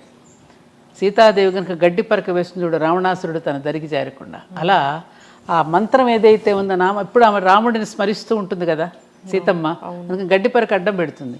అలాగే ఎప్పుడు కూడా భగవన్నామ స్మరణలో ఉన్నటువంటి వాళ్ళని కలిపురుషుడు ఏమీ చెయ్యలేడు. అందుకని కలవు కేశవ కీర్తన, కలియుగంలో ఒక భగవన్నామ స్మరణ ఒక్కటే శరణ్యం మనకి. అలాంటి భగవన్నామ స్మరణలోనూ భగవత్ సేవలో ఉన్న వాళ్ళని కలి దరికి చేరలేడు. అందుకని అలా మంచి వాళ్ళందరికీ భగవంతుడు ఉంటాడు. కాబట్టి దయచేసి మనం ఎక్కడా కూడా నిభాయించుకునే ఉండాలి తప్ప చెదిరిపోయి అయ్యో వాళ్ళలాగా కూడా మనం అయిపోతేనే బ్రతకగలమని అనుకోకూడదు. ఇప్పుడు మీకు ఎగ్జాంపుల్, కౌరవుల పక్షాన ఎంతమంది ఉన్నారు? సైన్యమంతా నారాయణ సేన దగ్గర మొత్తం కౌరవుల పక్షానేగా ఉంది. పాండవులు అనే 5గురు పక్షాన ఎవరున్నారు? భగవంతుడు ఒక్క కృష్ణుడు అనేవాడే ఉన్నాడు. చివరికి గెలిచింది ఎవరు? పాండవులేగా. నీతిగా నిజాయితీగా పాండవుల్లాగా బ్రతికితే శ్రీకృష్ణుడు అనేవాడు మన పక్కన ఉంటాడు. ఈ ధైర్యంతో మనం బ్రతికేస్తే ఎప్పటికైనా విజయం మంచి వాళ్ళకే. అది ఆ తత్వం మనకు బోధపడాలి అంటే సద్గోష్ఠి, సద్గ్రంథ పఠనము, సత్సాంగత్యము, సత్పురుషుల యొక్క కలయిక ఇవన్నీ ఉంటే ఆ ధైర్యంతో మనం బ్రతికేస్తాం. ఉన్నంతలో హాయిగా బ్రతకగలమమ్మ మనం. 1 ఎకరం పొలం పెట్టుకుని, ఒక ఆవునో ఒక గేదెనో పెట్టుకుని ఇంత కూరగాయల దొడ్లోనే పండించుకున్న జీవితాలు ఎంతమంది బ్రతకలా మన పూర్వీకులు. ఇప్పుడు కూడా మనం బ్రతకగలం. పల్లెలన్నీ వదిలేసి వచ్చేసాం, పొలాలన్నీ ఎవరికో ఇచ్చేసాం, పొలాలన్నీ ప్లాట్లు వేసేస్తున్నారు, పాటలు పడుతున్నారు. మరి మన జీవన విధానం మార్చుకోకుండా కష్టాలు ఎవరో పెడతాం ఏంటమ్మా? కష్టాలు మనకు మనం తెచ్చుకుంటున్నాం తల్లి. తృప్తి అనేది మన జీవితాలకి లేకపోవడం వల్ల వస్తున్న తిప్పలే ఇవన్నీ. తృప్తిగా మనం బ్రతకగలం. 4 చీరలు పెట్టుకుని కూడా హాయిగా బతకగలం. వెనకటి రోజుల్లో కట్టుడు చీరలు 2, దాపుడు చీరలు 2 ఉండే. ఎక్కడైనా ఫంక్షన్కి వెళితే ఆమనో యమనోడు కట్టుకుని వెళ్ళారు. పిల్లలకి పెళ్లి కూతుర్లు చేస్తే కూడా పాత వాళ్ళ చీరలు కట్టి పెళ్ళిళ్ళు చేశారు. ఆ నగలు కూడా పెద్దవాళ్ళు ఎవరైనా పెట్టి చక్కగా పని కానిచ్చేసేసి కాపురాలు హాయిగా నిలబడ్డాయి. ఇప్పుడు పెళ్లి చేరే లక్షల్లో కడుతున్నారు. ఆడపిల్ల తల్లిదండ్రులకి అప్పులే మిగులుతున్నాయి. అది జీవితాంతం తీర్చలేనప్పుడు ఇంటి నిండా ఆ పెళ్లి ఆల్బమ్లు ఉంటున్నాయి. మళ్ళీ రెండో పెళ్లి కుదిర్చి ఈ ఆల్బమ్లు ఎక్కడ తయాలో అర్థం కావట్లేదు. వాడు ఎప్పుడైనా చూశాడంటే మళ్ళీ వాడి మనసు ఏమవుతుందో, ఈ అమ్మాయి ఆల్బమ్లు చూసి వాడేమనుకుంటాడో అని ఈ ఆల్బమ్లు దాయలేక తెస్తున్నారట. మొత్తం డీరైల్ అయిందంటాను చూడమ్మా. మొత్తం జీవితం పట్టాలు తప్పిపోయిందమ్మా. మానవ జీవితం పట్టాలు తప్పిపోయి జీవైందని ఏడిస్తే ఏం లాభం? నువ్వు మళ్ళీ పట్టాలకి ఎక్కువ పెద్దలు చెప్పిన బాటలోకి మళ్ళీ వెళ్ళు, అప్పుడు నీ జీవితం బాగుంటుంది. ఖచ్చితంగా మన రూట్స్ మనం మళ్ళీ వెళ్ళాలి. పైగా జీవన విధానం ఎలా ఉంటే బాగుంటుందో అని చెప్పినటువంటి పుణ్యభూమి, జ్ఞానభూమి మన దేశమే. విశ్వగురు స్థానంలో ఉండి ప్రపంచానికి తెలియజేసింది. చాలామంది అవి తీసుకుని ఆచరిస్తున్నారు విదేశాలలో. మనం ఆచరించటలా. మనలాగా తిండిని పోగు చేసుకుని పిల్లల కోసం ఆస్తులు పెట్టి అట్లా చేయరు అక్కడ దేశాల్లో. ఉన్నంతలో పని చేస్తారు, వీకెండ్స్కి వెళ్తారు, ఎంజాయ్ చేస్తారు, చక్కగా పద్ధతిగా పని చేస్తారు, చక్కగా అందరినీ పలకరించుకుంటారు, హ్యాపీగా ఉంటారు వాళ్ళు. అందులో కొన్ని వాళ్ళు తీసుకుని ఆచరిస్తున్నారు, హ్యాపీగా ఉన్నారు కదా వాళ్ళంతా. ఇప్పుడు మన దాంట్లోకి వచ్చేస్తున్నారు. ఇస్కాన్కి వెళ్ళండి, జగన్నాథ రథయాత్రలు పాల్గొంటున్నారు, బ్రహ్మాండంగా సంగీతాలు పాడుతున్నారు, డాన్సులు వేస్తున్నారు. శ్రీకృష్ణ మనం కూడా చదవనంత అందంగా రుద్ర నమ్మక చమకాలు చదువుతున్నారు. భారతీయతను ప్రేమిస్తున్నారు ప్రపంచ దేశాలలో. ఆనాడు వివేకానందుడు చెప్పినటువంటి వాణి ఇంకా ఆగలదు, ఇంకా మొగుతూనే ఉంది ప్రపంచ దేశాల భారతదేశం యొక్క గొప్పతనాన్ని. మరి మనం ఎందుకు తెలుసుకోవటం? చిన్న దానికి తగువులు, మత గొడవలు, కుల గొడవలు ఏమిటివన్నీ? కులాల మధ్య మతాల మధ్య చిచ్చు పెట్టుకుని మనం ఇప్పుడు ఈ మధ్య మళ్ళీ స్టార్ట్ అయింది. ఒకటమ్మా, ఏం చెప్తున్నాడు అనుకున్నప్పుడు ధర్మం గుర్తుకొస్తుందమ్మా. ఎవరు చెప్తున్నారు అన్నప్పుడు మతం గుర్తొస్తుంది. అలా వ్యక్తుల పేర్ల మీద మతాలు పెట్టేసి మధ్యలో చిచ్చులు పెట్టేసి ఎవరి ఇంటర్ప్రిటేషన్స్ వాళ్ళు ఇచ్చేస్తున్నారు, ఎవరి నిర్వచనాలు వాళ్ళు చెప్పేసి గందరగోళం సృష్టించేస్తున్నారు. ఏం చెప్పాడు అనేది ధర్మం, ఎవరు చెప్తున్నారన్నప్పుడు మతం పుట్టింది. మనది సనాతన ధర్మం, ఎటర్నల్ ధర్మ. అది సృష్టిలో ఉన్న ధర్మమే మానవ ధర్మం. ఈ మనిషి అనేవాడు విశ్వానికి ఒక నమూనాగా నిలిచాడు. విశ్వంలో ఏదుందో మానవుడి దేహంలో కూడా అదే ఉంది. బ్రహ్మాండంలో ఏదుందో పిండాండంలో అదే ఉంది. ఆ బ్రహ్మాండానికి పిండాండాన్ని శృతి కలుపుకొని జీవిస్తే నీ జీవనం బాగుంటుంది అని ఒక ముక్కలో చెప్పారు. దీనికి ఇన్ని గ్రంథాలు అక్కర్లేదు, ఇంత థీసిస్లు అక్కర్లేదు, ఇన్ని పిహెచ్డీలు అక్కర్లేదుగా. దీనికి ఎవరి నిర్వచనాలు వాళ్ళని చెప్పేసేసుకునేసరికి రకరకాలు పుట్టేసి అబ్బో నానా గందరగోళంగా ఉంటుంది. ఇప్పుడు టెంపుల్స్ ధ్వంసం చేసేంత వరకు వస్తుందిగా. వచ్చేస్తా పిచ్చి ఎవరికి వాళ్ళు చేసేసుకోవటం. ఎవరు చేస్తున్నారో తెలియదు, ఎందుకు పుట్టిస్తున్నారో తెలియదు. అథవా ఎందుకని ఈ సనాతనం అనేటటువంటి ఎటర్నల్ ధర్మ, ఈ వేదం అనేది అపౌరుషేయం. ఇది ఎవరు సృష్టించింది కాదు, ఎవరు రాసింది కాదు, వ్యక్తులతో వచ్చింది కాదు. ఇది ఎప్పుడు సనాతనమే. ఇది ఎవరు ధ్వంసం చేయగలిగింది కాదు అసలు. హిమాలయాలను ఎవరైనా పెకలించి వేయగలరా? అలాంటిదే ఇది కూడా, ఎవ్వరూ పెకలించలేరు. అలాంటి సనాతనమైన నిత్యనూతనమైనటువంటిది ఈ ధర్మాన్ని ఎవరు ఏమి ఇవన్నీ మనుషులు చేసే పిచ్చి కోతలు, పిచ్చి మాటలే తప్ప ఎవరు ఏం చేయలేరు దీన్ని. అటు నుంచి ప్రపంచం మొత్తం ఇటువైపుకు చూస్తోంది. ఇప్పుడు ఇక్కడ మనం కొట్టుకుంటున్నాం. ఈ సమయంలో వాళ్ళు మనల్ని ఇదేంటి మనమందరం అటు వెళ్ళి ఇదే నేను అమెరికా వెళ్ళినప్పుడు ప్రిన్స్టన్ యూనివర్సిటీ, ఐన్స్టీన్ అక్కడే కదా, ప్రిన్స్టన్ యూనివర్సిటీకి ప్రొఫెసర్ డాక్టర్ బిఎం గుప్తా గారు వెళ్ళినప్పుడు ఐన్స్టీన్ కలవడానికి వెళ్ళాట. ఐన్స్టీన్ కలవడానికి వెళ్ళినప్పుడు ఐన్స్టీన్ ఈయన్ని సంస్కృత భాషలో ఆహ్వానించాడు. ఆహ్వానిస్తున్నప్పుడు పాపం ఈయనకి ప్రతిస్పందన చెప్పలేకపోయాడు సంస్కృతంలో. ఆయన ఆశ్చర్యపోయి భారతదేశంలో నుంచి సంస్కృతానికి మూలమైనటువంటి భారతదేశం వచ్చినటువంటి మీరు సంస్కృతంలో మాట్లాడలేకపోవడం ఏమిటి? రండి, నా లైబ్రరీలో అన్ని సంస్కృత గ్రంథాలు ఏమున్నాయి, భగవద్గీత ఉంది, వాటిని బట్టే కదా నేను ఇవన్నీ కూడా కనుగొనగలిగానని అన్నాడట. అట్లా ఇవాళ ప్రపంచ దేశాలన్నీ కూడా భారతదేశాన్ని కొనియాడుతూ మేము అన్ని సనాతన ధర్మమైన గ్రంథాల నుంచి తీసుకునే బాగుపడ్డామని వాళ్ళే చెప్తున్నప్పుడు మరి మనం ఇక్కడ ఇలా కొట్టుకుంటుంటే ఎలా? అవును. న్యూటన్ ఏమన్నాడు? నేను నా పూర్వీకుల భుజాల మీద నుంచే నేను అంత దూరం చూడగలిగానన్నాడు. ఇవి మన పిల్లలకి అటువంటి ప్రేరణని ఇవ్వాలమ్మా. అనవసరపు ఈ చదువుల్లో కూడా తీసేయవలసిన కలుపు మొక్కలు చాలా ఉన్నాయి. ఆ కలుపు మొక్కలన్నీ ఏరేస్తేనే ఈ విద్యార్థి అనే వృక్షం బాగా ఎదుగుతుంది. ఆ విద్యార్థి అనేటటువంటి మొక్కను ఎదగాలి అంటే ఆ చుట్టూ వేసే ఎరువు ఎటువంటిదై ఉండాలి? మంచి ఆలోచనలు, జాతీయ భావన, దైవభక్తి, ఇవన్నీ పెంపొందించకపోతే ఏమవుతుంది? విద్యార్థి దశలోనే వాడికి మతద్వేషము, కులద్వేషం రేపెత్తిస్తున్నారు. అది చెప్పకపోతే ఇది ఎక్కువైపోతుందిగా. మరి వీటిని గురించి మనం ఎందుకు పెద్దలైనటువంటి వాళ్ళు, విద్యావేత్తలు, మేధావులు పట్టించుకోవాలి కదా, ఇవన్నీ చేంజ్ రావాలి అసలు. అందుకనే నేను విద్యార్థి లోకంలో ఎక్కువగా గడపడానికి ఇష్టపడతాను లక్ష్మి. ఎందుకంటే ఆ వయసులో కనుక పిల్లలకి కనుక మనం మనసులో కనుక ముద్ర వేస్తే జీవితంలో ఎప్పటికీ మర్చిపోలేరు వాళ్ళు. అక్కడి నుంచే మనం మొదలవ్వాలి. మాకు చిన్నప్పుడు అదే కదా బీజం పడింది. అవును. 1వ తరగతి నుంచే మాకు పలకా బల్పం తీసుకున్న ఆ ఈ అని రాసినప్పుడే ఆ అమ్మ, ఆ ఆవు, ఈ ఇల్లు, ఈ ఈశ్వరుడు, అక్కడే ధర్మార్థ కామ మోక్షాలకి ప్రతీకలే ఆ ఈ. ఆ అంటే అమ్మ ధర్మం, ఆ అంటే ఆవు జ్ఞానం, ఈ అంటే ఇల్లు కామం. అర్థం అంటే కదా ఆవు ఉంటేనే కదా మనకు అర్థం, డబ్బులు వచ్చేది, సంపదనిచ్చేది ఆవే కదా. ఈ ఇల్లు అంటే అక్కడి నుంచే కదా మన కామ్యకర్మలని చేసేది, ఇంటి దగ్గర నుంచే కదా. తర్వాత ఈ అంటే ఈశ్వరుడు, మోక్షం ఇచ్చేది ఈశ్వరుడు. ఈ భావనతో మనం మొట్టమొదటి విద్యాభ్యాసం అక్కడి నుంచి మొదలు పెట్టించారు. A for apple, B for bread వచ్చేసింది కదమ్మా. అవును. యాపిల్ తినడం, బ్రెడ్, సి క్యాట్, డాగ్, మరి వీటితో నేర్పించేసేస్తే తిండి కోసమే ఉద్యోగం అనేటటువంటి చదువు అనేటటువంటి బ్రెడ్ అండ్ బటర్ కోసమే చదువుతున్నాం అనేది వచ్చేసింది. కాబట్టి వాళ్ళెవరో అంటగట్టి వెళ్ళిపోయినటువంటి వాటిని ఎప్పటికైనా తుడిచిపెట్టి మనదైనటువంటి విధానం, మన ఋషులు ఏదైతే ఇచ్చారో ఆ విధానాన్ని మనం అనుసరించి ఇకనైనా మనం మారితే, ఇకనైనా మారుదాం, యుగం మారుతుంది. అంటే మనం మారుదాం, యుగం మారుతుంది. ఖచ్చితంగా మార్పు అనేది. సాదాగా జీవిద్దాం, ఉన్నతంగా ఆలోచిద్దాం. అందరం యోగులు కానక్కర్లా, నిరుపయోగులు కాకుండా ఉంటే చాలు అనేది మన ఎజెండా. ఖచ్చితంగా మ్యామ్.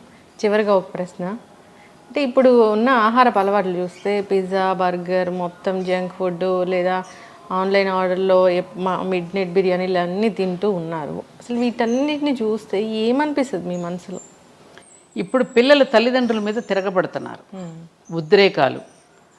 వాళ్ళకి వెంటనే ఇన్స్టెంట్గా వాళ్ళకి ఇవ్వకపోతే పేరెంట్స్ని తిట్టడము, పేరెంట్స్ మీద తిరగబట్టని చూస్తున్నాగా. అవును. కారణం ఏమిటి? ఎవరో చేసినటువంటి పదార్థాలు, రకరకాల ఆలోచనలతో చేసినటువంటి వంటకాలు, తినకూడనటువంటి ఎప్పుడెప్పుడో నిలవ ఉన్న పదార్థాలు, బ్యాక్టీరియా ఇచ్చిన పదార్థాలు అర్ధరాత్రి పూట తింటున్నారు. అర్ధరాత్రి ఎవరు తింటారు? రాక్షసులు తింటారు, నిశాచరులు అంటారు.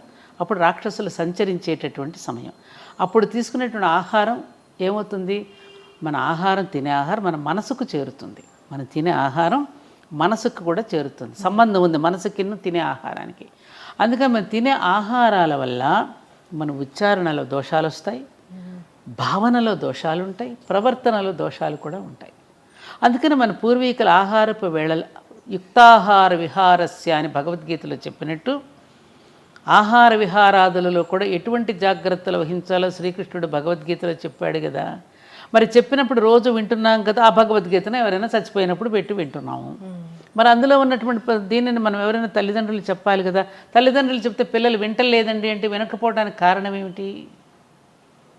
ఏ పిల్లల లంచ్, నాకు టీచర్స్ చెప్తారు, నేను స్కూల్స్కి వెళ్తాను, ఏ పిల్లల లంచ్ బాక్స్ చూసేసినా ఏంటంటారు దాన్నమ్మా, మ్యాగీయా, నూడిల్స్, నూడిల్స్ ఇట్లాంటివే తప్ప మన సంప్రదాయపు వంటకాలు ఏ లంచ్ బాక్స్లోనూ ఉండవండి అంటే ఒక టీచర్ ఒక స్కూల్కి వెళ్ళినప్పుడు చూపించింది నాకు. తినట్లేదు. మాకు చిన్నప్పుడు పెరుగన్నము, పచ్చడి, వెన్న పూస పెట్టేవారు. వెన్న దేనికి? ఇంద్రియాలను నిగ్రహిస్తుంది. శ్రీకృష్ణుడు వెన్న దొంగిలించాడు ఎందుకు? ఆయన అస్కలిత బ్రహ్మచారి. వెన్న తినడం వల్ల మన ఇంద్రియ నిగ్రహం ఉంటుంది. వెన్నకు అంతటి గొప్ప శక్తి ఉంది వెన్నకి. అట్లా తినేవాళ్ళం. చద్ది అన్నంలో ఎన్ని పోషక విలువలు ఉంటాయో రాజీవ్ దీక్షిత్ గారు 2 గంటల ఉపన్యాసం చెప్పాడు ఆయన. అట్లా తిని పెరిగిన వాళ్ళమే. మరి ఇవాళ పిల్లలకి ఎటువంటి ఆహారం పెడుతున్నాం, ఆహారాన్ని బట్టి వాళ్ళకి లక్షణాలు వస్తున్నాయమ్మా. అందుకని ఈ స్విగ్గీలు, జొమాటోలు ఎప్పుడెప్పుడు తీసుకొచ్చి నిలవ పెడుతున్నారు. ఈ మధ్యన చూస్తున్నాం రకరకాల, ఎందుకంటే రోజు రోజుకి అదే ఆర్డర్ ఇస్తూ ఉంటే ప్రొడక్షన్ కూడా తగ్గినప్పుడు వేరే వేరే కుక్క మాంసాలు కలపచ్చు, ఏ మాంసాలు కలుపుతున్నా మనకు తెలియదు కదా. ఇక భగవంతుడికే పెడుతున్నప్పుడు ఇక వీళ్ళకి పెట్టడంలో ఇంక దోషం ఏముంటుంది? ఆలోచించండి. వాడిది వ్యాపార దృష్టి, అమ్మది ప్రేమ దృష్టి. అమ్మ ఇచ్చే కాఫీకి హోటల్ వాడు ఇచ్చే కాఫీకి తేడా లేదు. హోటల్ వాడిది వ్యాపార దృష్టితో ఇస్తాడు కాఫీ నీకు. అమ్మ ఇచ్చే కాఫీ కానీ, అమ్మ ఇచ్చే పాలు కానీ, అమ్మ పెట్టే అన్నంలో ప్రేమ ఉంటుంది. ఆ ప్రేమతో పెట్టిన అన్నం వలన నీకు ఆరోగ్యం ఉంటుంది, నీ ఆలోచనలో కూడా ఉంటుంది. అమ్మ ఏ ఆలోచనలతో చేస్తూ వంట చేస్తుందో ఆలోచనలు అన్నంలో కూడా ఉంటాయి. ఇది కథ ఉన్నది మనకి. ఇది సైన్స్ అమ్మా. అందుకనే పిల్లలు, నేనదే ఇప్పుడు ఉద్యోగాల కోసం మీరు పోతున్నారు, పిల్లలకి ఎవరు వంట చేసి పెట్టమంటున్నారు. నీకున్న ప్రేమ ఆయాకి ఎందుకు ఉంటుందమ్మా? ఆయా ఎందుకు పెడుతుంది? వాడి నోట్లో పెట్టకుండా తన నోట్లో పెట్టుకుంటుంది. దేనికి సంపాదన? ఎవరి కోసం? ఆ పిల్ల అడిగింది కదా, పని మనిషి మీద, అమ్మ నువ్వు తాళాలు పని మనిషికి ఇచ్చేళ్ళు, బంగారం పని మనిషికి ఇచ్చే, నేను స్కూల్ నుంచి వచ్చేసరికి ఫంక్షన్కి వస్తానంటే తాళాలను బంగారం పని మనిషికి ఎట్లా ఇస్తాను, నీకేం బుద్ధి లేదా అని అడిగితే తల్లిని, మరి అయితే నన్ను ఎందుకు నాయాక అప్పగిచ్చి వెళ్తున్నావు అంటే ఆ బంగారం కూడా విలువ లేదన్న. నేను మంచి క్వశ్చన్. అవునా కదా? ఇప్పుడు వాళ్ళు ఆయాలకి ఇస్తున్నారు, రేపు వీళ్ళని ఓల్డ్ ఏజ్ హోమ్స్లో వేస్తున్నారు. తప్పలేదు కదా. అదే ఇందాకన్నా కర్మఫలం ఉంటుంది. నువ్వు స్కూల్లో కుక్కేసేసి నువ్వు ఎప్పుడైతే ఆయాలకు అప్పచెప్పావో నేను పెద్ద అయినా తీసుకెళ్ళి ఓల్డ్ ఏజ్ హోమ్లో పెడతారు. తప్పేముంది, వాళ్ళదేం తప్పలేదుగా. అయ్యా ఎందుకు నీకు ఈ గొయ్యి అంటే, తాతకు తీసిన గొయ్య నీకు తీయాలి కదయ్యా. తాత మనోడు సినిమా అనుకుంటా. Is are realities. కరెక్ట్. యద్భావం తద్భావం. మనం ఎలా ఉన్నాం వాళ్ళు ఎలా ఉంటారు. కర్మ సిద్ధాంతం. యాక్షన్కి రియాక్షన్ ఉంటుంది కదమ్మా. అందుకని ఉన్నంతలో తృప్తి పడుతూ వీలున్నంత వరకు భర్తలు ఉద్యోగాలు చేస్తూ ఉంటే కోపం వస్తుంది. హౌస్ వైఫ్ అంటే వాళ్ళకి ఒక చిన్న చూపు అనమాట. అందుకని హౌస్ మేకర్ అని చెప్పుకుంటున్నారు. హౌస్ వైఫ్ గృహలక్ష్మి లాంటి గొప్ప ఉద్యోగం ఇంకోటి లేదమ్మా. గృహలక్ష్మి అంటే అంతటి ఉద్యోగం మరొక ఉద్యోగం కాదు. గృహలక్ష్మి కాకుండా నేనేదో బయటకు వెళ్ళిపోతున్న వాళ్ళందరూ కొన్ని వందల మంది వచ్చి కష్టాలు చెప్పుకుంటున్నారు. మరి ఎలా? నీకు తెలియదే ఉంది ఏమ్మా. అందుకని మనం మారదాం. మనం తృప్తిగా బ్రతకగలిగినప్పుడు ఈ ఇబ్బందులు ఉండవు. అందుకనే కలియుగంలో అందరూ కష్టాలు పడుతున్నారు స్వామి, ఈ కష్టాలు తీరడానికి ఏదైనా ఉపాయం చెప్పండి అని నారద మహర్షి వెళ్ళి శ్రీమన్నారాయణని అడుగుతాడు. అడిగితే సత్యనారాయణ స్వామి వ్రతం చేయమంటాడు. సత్యనారాయణ స్వామి అని వేరేవాడు లేడు కదా. సత్యమే నారాయణ స్వరూపము. అందుకని సత్యవ్రతాన్ని ఆచరించమనవయ్యా, కష్టాలు ఉండవని చెప్పాడు ఆయన. అంటే నిజాలు మాట్లాడాలి. ఏంట సత్యవ్రతం? అందుకని కథలో ఎవరిని పెట్టాడు? ఒక బ్రాహ్మణుడు ఉంటాడు, ఒక వైశ్యుడు ఉంటాడు, ఒక రాజు ఉంటాడు, ఒక కట్టెలు కొట్టుకుని శూద్రుడు. అంటే 4 వర్ణాలు ఇవి, కులం కాదు. బ్రాహ్మణ అంటే శిక్షణ, క్షత్రియ అంటే రక్షణ, వైశ్య అంటే పోషణ, శూద్ర అంటే పరిచర్య, శ్రమశక్తి. ఈ 4 కనుక కమిట్మెంట్తో పని చేస్తే కష్టాలు ఉండవు. జ్ఞానాన్ని బోధించవలసిన బ్రాహ్మణుడు జ్ఞానాన్ని బోధిస్తూ, సమాజాన్ని రక్షించవలసిన క్షాత్రశక్తి సమాజాన్ని రక్షిస్తూ, ధనాన్ని సమానంగా పంపిణీ చేయవలసిన వైశ్యుడు సమానంగా రేట్లు ఎక్కువ వేయకుండా సమానంగా పంపిణీ చేసేటటువంటి ధనశక్తి, అలాగే తన శరీరంతో శ్రమతో సమాజాన్ని సేవించుకునే శ్రమశక్తి. ఈ 4 భాగాలు సమాజానికి 4 అంగాలు. ఈ 4 భాగాలు కమిట్మెంట్తో సత్యంతో పనిచేస్తే కష్టాలు ఉండవు నాయన. ఈ మాట చెప్పమని దాన్ని వ్రతంగా స్వీకరించమని చెప్పాడు ఆయన. దాన్ని ఏం చేసాం మనం, తీర్థానికి ప్రసాదానికి ముడిపెట్టి తీర్థం తీసుకోకపోతే పాపం వస్తుందని, ప్రసాదం తీసుకోకపోతే ఓడ మునిగిపోయినట్టు మన కొంప మునిగిపోతుందని ఇలాంటి కథలు చెప్పి కథకి కొబ్బరికాయ కొట్టి కథకి హారతులు ఇచ్చేసి ఓవర్ యాక్షన్ చేసేసి ఏమ్మా దాని అసలు పదార్థం మర్చిపోయి నేను కొత్తగా గృహప్రవేశం చేసుకుంటున్నావురా, ఈ ఇంటికి వచ్చిన వాళ్ళని ఆదరించడం, గౌరవించడం, వచ్చినటువంటి అతిథ్యాగతులను సేవించుకుంటూ ఎలా ఉండాలో వ్రతం చేయించాడు. కొత్తగా పెళ్ళైన వాళ్ళు కూడా నీ దాంపత్య జీవితం ఇలా ఉండాలమ్మా, దాంపత్య జీవితాన్ని ఇలా చక్కగా నిర్వహించుకోవాలని చెప్పి ఈ 2 వేళల్లో మన సత్యనారాయణ స్వామి వ్రతాన్ని తప్పకుండా ఎందుకు పెట్టారు, సత్యాన్ని వ్రతంగా స్వీకరించి నీ గృహస్థాశ్రమ ధర్మాన్ని చక్కగా నిర్వర్తించు అని చెప్పడానికి మనకు ఆ వ్రతం చేయిస్తే చివరికి ఏమైంది, దక్షిణలు, తాంబూలాలు, కొబ్బరికాయలు కొట్టడాలు, హారతులు ఇవ్వడాలతో సరిపెట్టి తీర్థప్రసాదాలకు ముడిపెట్టేసి అసలు తంతంతా పోయింది, ఇది మిగిలింది. ఏమంటావు? అవును, అంటే ఈ పూజలు ఇలాంటివి చేసి మన మొక్కులు తీరాలంటే తీరవా? ఎడ తీరుతాయి, ఎలా తీరుతాయి? రాంగ్ నెంబర్ పెట్టాయి అంటాడు అక్కడ. నువ్వు చేసేదోటి నువ్వు చెప్పేదోటి, నీ మొక్కుకి ఎందుకు రాంగ్ నెంబర్ పెట్టేయమంటాడు. బాగా తపస్సు చేసిన కోరకూడని కోరావు అనుకో, తదాస్తు ఇచ్చాను పోరా అంటాడు. తపస్సు చేశాడు కదా, ఎవరికో తను చేరినట్టు చెడ్డ కోరిక వాడికి శాపం అయ్యేటట్టు చేశాడు. అవును, అది ఉందిగా. మనం తెలివైన వాళ్ళైతే సమాజ హితం కోసం చేసి తపస్సు చేసిన వాళ్ళు కొందరున్నారు, సమాజాన్ని నాశనం చేయడానికి చేసే తపస్సులు ఉన్నారు. సమాజాన్ని నాశనం చేసే తపస్సులన్నీ వాళ్ళే నాశనం అయిపోయారు. సమాజ హితం కోసం తపస్సు చేసిన ఋషులందరూ కూడా చరిత్రలో నిలిచిపోయారు, మనకు జీవన విధానాన్ని అందించి వెళ్ళారు వాళ్ళు. అందుకని ప్రతినిత్యము ప్రాతస్మరణీయులమ్మ వాళ్ళు. ఉదయం లేచిన దగ్గర నుంచి రాత్రి పడుకోబోయేంత వరకు మన దినచర్యని దేవుని చర్యగా మార్చుకోవడం ఎట్లాగో నేర్పి ఒక విధానాన్ని, ఒక బాటను వేసిన మన మహర్షులు ఉన్నారే, వాళ్ళకి ప్రతిరోజు ఉదయం నేను నమస్కరించుకుంటాను. సప్తఋషులకి ఎంత జ్ఞానం, ఎంత ఇచ్చారమ్మా మనకి, ఎంత ఇచ్చారమ్మా, ఎంత ఎంత ఎంత ప్రతి పండుగ దినాల్లో కూడా మనకి ఎంత అద్భుతమైన సందేశాన్ని ఇచ్చారు.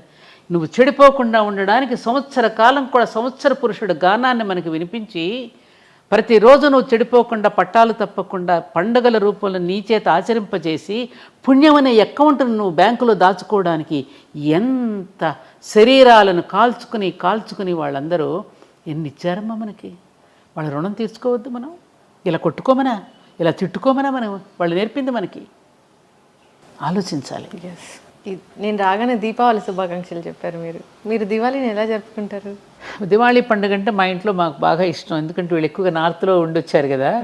తప్పకుండా ఉదయం పిండి వంటలు చేసుకోవడం, చుట్టుపక్కల ఉన్న వాళ్ళందరికీ, మా అత్తగారు నేను ఉంటే రాత్రంతా ముందు రోజు రాత్రి బాగా పిండి వంటలు ఎక్కువగా చేసి ఆ కాలనీలో ఉన్న చుట్టుపక్కల అందరికీ పంచిపెట్టడం జరిగేది.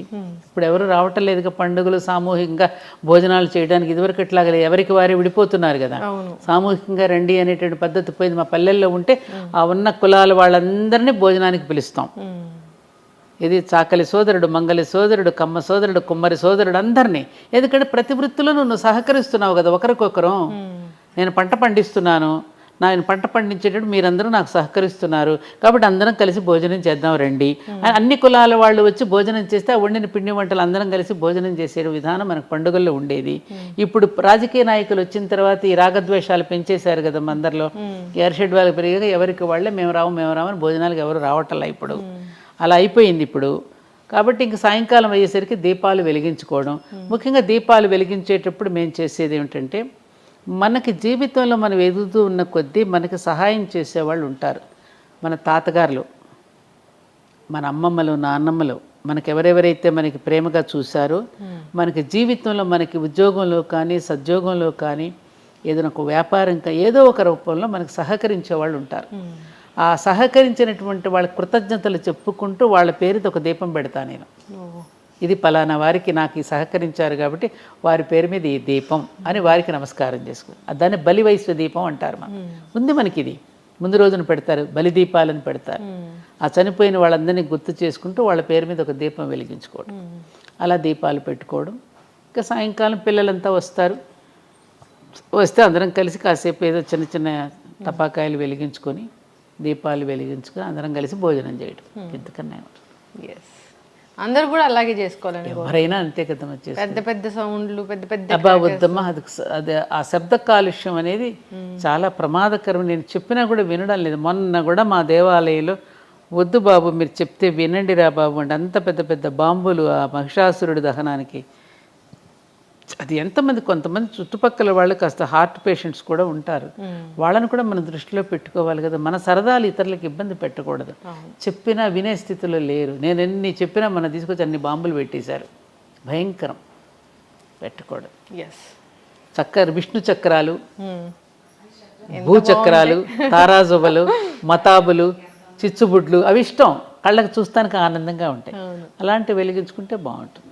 ఖచ్చితంగా అమ్మ, చాలా చక్కటి విషయాలు చెప్పారు. ఆచరించాలని కోరుకున్నాము, అందరూ హాయిగా ఉండాలని కోరుకున్నాము.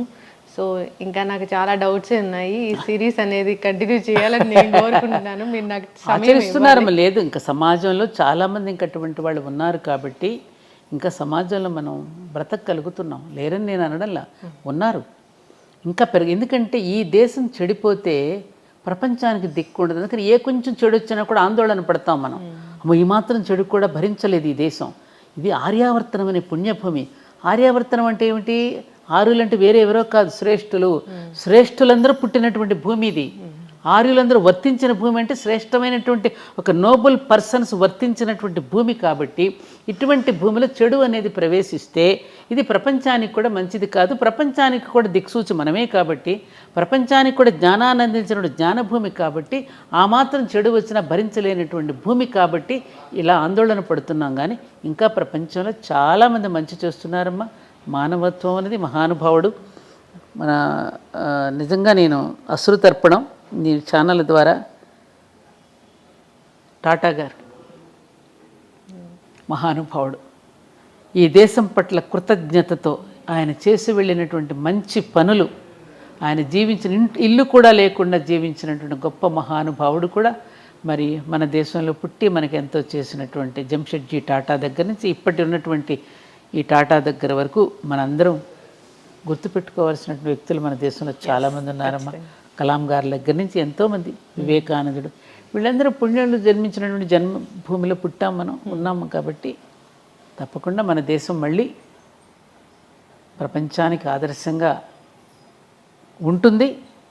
ఈ తప్పులన్నింటినీ సరిదిద్దుకోవడానికి శక్తివంతమైనటువంటిది అన్నింటికంటే మీడియా. కాబట్టి మళ్ళీ దాన్ని చెడగొట్టినా బాగు చేసినా రెండు మీడియా చేతిలోనే ఉంది. కాబట్టి అటువంటి మీ మాధ్యమాల ద్వారా మంచి విషయాలను ఎక్కువగా ప్రసారం చేస్తూ ఉంటే అందరూ మంచి వైపే తప్పకుండా మళ్ళుతారు. ఖచ్చితంగా అమ్మ, మేము కూడా తూచా తప్పకుండా ఆచరిస్తాము. మంచి I dream it, I dream, నేను కలగంటాను.